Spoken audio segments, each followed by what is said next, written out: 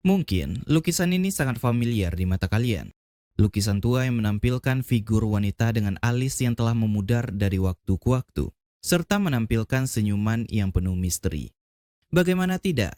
Ini adalah salah satu lukisan paling terkenal dan ikonik di dunia, dan telah dipelajari, dikagumi, dan diperdebatkan selama berabad-abad. Dan lukisan ini adalah Mona Lisa.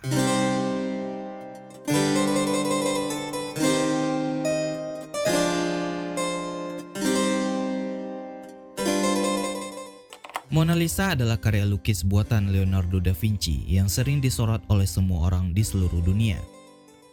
Lukisan yang tergantung di balik kaca anti peluru ini mampu menarik minat wisatawan dunia untuk ke Museum Louvre di Prancis. Saking terkenalnya, lukisan ini mampu menjadi perbincangan dari semua kalangan manapun. Alasan dari popularitas Mona Lisa adalah salah satu topik yang ingin diketahui banyak orang. Pernahkah kalian bertanya-tanya, kenapa lukisan ini menjadi sangat terkenal seperti sekarang? Lalu, apa yang membuat lukisan Mona Lisa begitu spesial?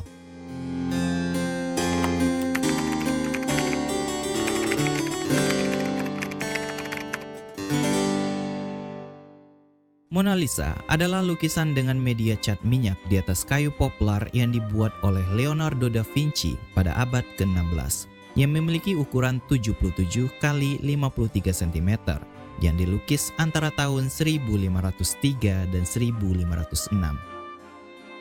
Lukisan ini menampilkan potret seorang wanita zaman dahulu dengan background yang sedikit samar. Waktu itu, Mona Lisa diakuisisi oleh Raja Francois I. Dan itulah sebabnya Mona Lisa menjadi milik pemerintahan Prancis. Lukisan ini dipajang secara permanen di Museum Louvre, Prancis. Jutaan pengunjung datang ke Paris setiap tahunnya untuk melihat senyuman misterius di bibir Mona Lisa. Tapi sebenarnya siapa Mona Lisa? Subjek lukisan ini diyakini sebagai Lisa Gherardini. Dia adalah istri seorang pedagang sutra kaya dari Florence bernama Francesco del Giocondo.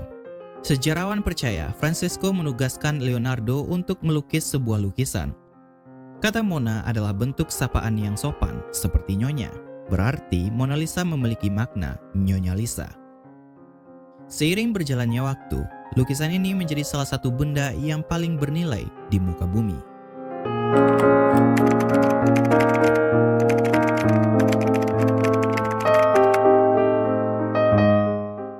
Leonardo da Vinci, seniman terkenal asal Italia.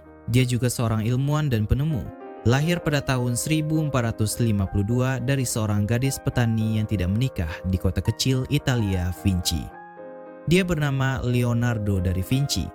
Oleh sebab itu, dia dikenal sebagai Leonardo da Vinci. Sekitar usia 14 tahun, ayah Leonardo mengirimnya untuk belajar perdagangan di Florence, kota yang menjadi pusat perdagangan, pembelajaran, dan keindahan pada awal Renaissance. Tanpa pendidikan formal, Leonardo mulai magang di salah satu studio artis terkemuka saat itu, Workshop Andrea del Verrocchio. Dan Verrocchio adalah teladan bagi Leonardo. Disinilah Leonardo berkembang sebagai seniman. Terlepas dari kelahiran yang tidak sah, workshop tersebut memberi Leonardo cara untuk maju dalam hidupnya. Dari sinilah membantu Leonardo menjadi seorang insinyur dan seniman yang hebat, sehingga kombinasi dari sains, insinyur, dan seni menjadi bagian dari seorang Leonardo da Vinci. Dalam jumlah yang sangat besar, tercatat bahwa penyelidikan ilmiah Leonardo jauh melebihi hasil lukisannya. Terlihat pada bukti koleksi buku catatannya yang luar biasa. Dalam buku catatan Leonardo, idenya seolah-olah memprediksi zaman modern kita, menjadikan Leonardo lebih dari sekedar ilmuwan Renaissance bagi banyak orang. Banyak desain yang tergambar dalam buku catatannya, seperti desain mirip helikopter dan juga parasut, dan beberapa proposal teknik sipil yang ambisius, hingga beberapa desain menarik lainnya. Pada usia 30 tahun, dia pindah ke Milan untuk bekerja di Adipati. Lalu 17 tahun kemudian, Leonardo tercatat pindah lagi ke Florence, dan setelah ke Florence, dia pindah ke Roma. Prestasinya terhadap sains dan seni membuatnya spesial dari seniman lainnya. Eksplorasi Leonardo dalam sains juga terlihat jelas dalam detail lukisannya. Dia mempelajari segalanya, dari botani hingga hukum fisika air yang mengalir, bahkan rambut ikal manusia. Untuk melukis sesuatu yang benar-benar sempurna, dia harus memahami bagaimana alam terbentuk. Contohnya, untuk melukis gunung dan bebatuan, dia harus memahami bentuknya dari alam, dan ia terobsesi dengan hal itu.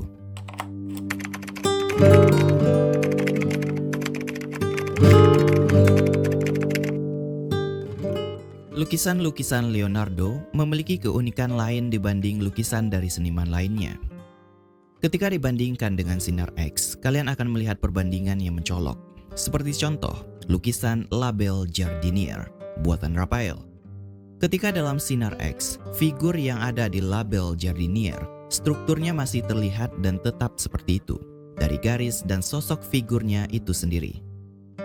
Namun anehnya, untuk lukisan Leonardo, ketika dalam sinar X, figur dan garis yang ada dalam lukisannya selalu tidak beraturan. Dan ini adalah fenomena yang tidak biasa. Lalu bagaimana dengan lukisan Mona Lisa? Dalam sinar X, Mona Lisa menunjukkan hasil bahwa tidak ada garis yang terlihat jelas. Pemindaian ini membuktikan tentang seni Leonardo, bahwa dia tidak melukis seperti orang lain. Sebagian besar pelukis Italia pada saat itu mencampurkan pigmen mereka dengan telur. Sebaliknya, Leonardo memutuskan untuk menggunakan minyak seperti biji rami atau kenari. Kelebihan cat minyak berguna saat sentuhan akhir dan dapat diaplikasikan dengan sangat tipis untuk menciptakan bayangan halus serta kesan cahaya pada suatu lukisan.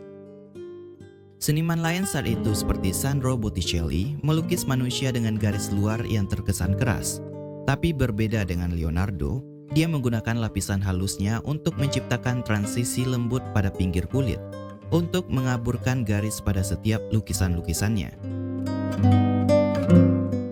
Dan teknik ini disebut sfumato, dari bahasa Italia fumo yang berarti asap. Teknik sfumato Leonardo juga diaplikasikan pada lukisan paling terkenal Mona Lisa, dari mata, leher, hingga senyum misteriusnya. Semua itu tidak bisa disandingkan dengan seniman-seniman yang hidup pada masa itu. Penerapan teknik yang luar biasa. Bagi Leonardo, sfumato adalah bentuk aplikasi dari penglihatan dan apa yang dia amati di dunia nyata, serta hasil riset yang dia lakukan selama hidupnya. Perlu diketahui, Leonardo telah tercatat membedah 30 mayat. Leonardo mencoba memahami anatomi manusia. Setidaknya dia memahami sedikit dari ilmu anatomi, walaupun jauh berbeda dengan perkembangan anatomi di masa sekarang. Misalnya bagaimana secara mekanis sebuah bahu dapat bergerak. Perlu diingat, pembedahan adalah terobosan bagi Leonardo, terutama bagi karya seninya. Lukisan yang berjudul Saint Jerome adalah hasil dari 20 tahun membedah mayat, terutama setelah merevisi leher beserta otot di bawahnya secara akurat. Inilah yang mengubah lukisannya menjadi lebih hidup, terutama dengan Mona Lisa. Dibandingkan dengan lukisan lain Leonardo yang menampilkan wajah, Mona Lisa menunjukkan pemahaman Leonardo tentang anatomi yang sangat meyakinkan. Senyum yang penuh misteri Mona Lisa juga berasal dari hasil eksperimennya yang tertuang dalam buku catatan yang ia buat, dengan berbagai bentuk ekspresi mulut dari pembedahan yang ia lakukan. Siapa sangka, itu semua menghasilkan sebuah senyuman yang menjadi perdebatan dari berbagai kalangan ratusan tahun yang akan datang. Mona Lisa adalah kesempurnaan dari semua pencapaian Leonardo da Vinci yang didapatkan dari implementasi teknik, anatomi, geometri, dan optik perspektif yang diselesaikan oleh Leonardo selama 16 tahun.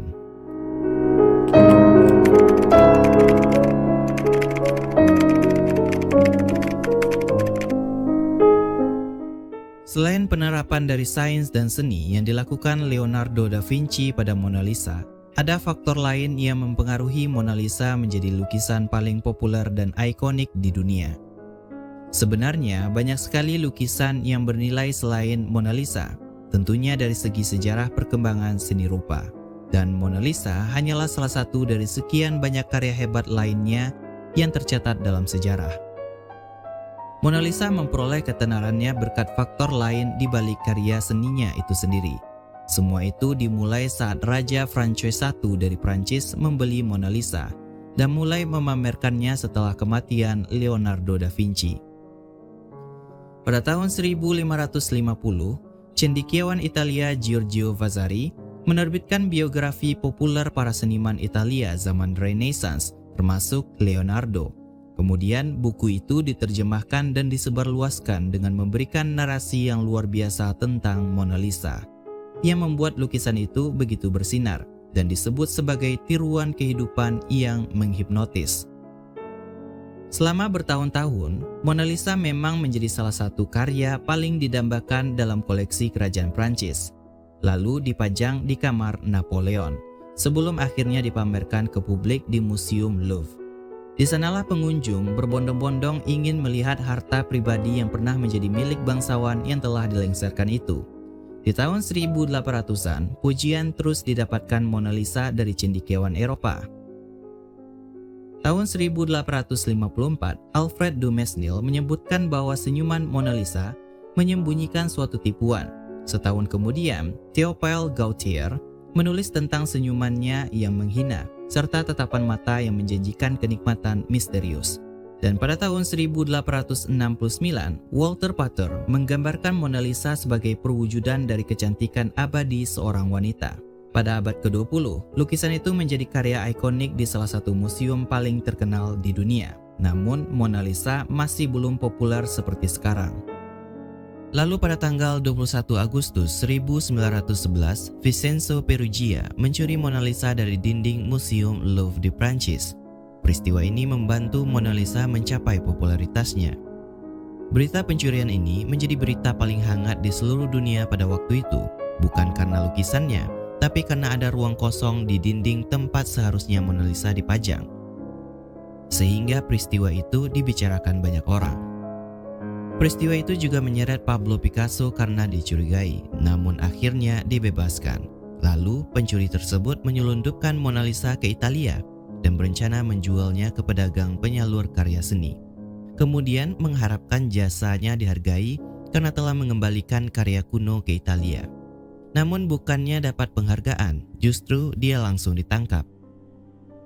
Akhirnya, Mona Lisa bisa kembali dipamerkan ke publik dan media massa menyiarkannya seperti sebuah kemenangan karena telah mendapatkan kembali Mona Lisa. Sepertinya masih banyak hal yang membuat karya ini dibicarakan, seolah-olah memang diciptakan untuk diperbincangkan, bukan karena proses penciptaannya seperti pernah diejek oleh Marcel Duchamp, pencuri karya Nazi mengincarnya.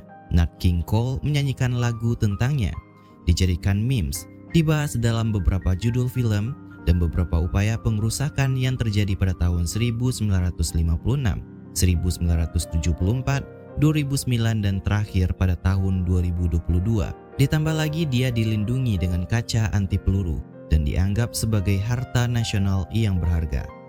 Alih-alih menjadikannya contoh karya seni dari era Renaissance, Mona Lisa malah dikenal sebagai contoh bagaimana selebriti tercipta dan orang-orang selalu menjaga selebriti tersebut.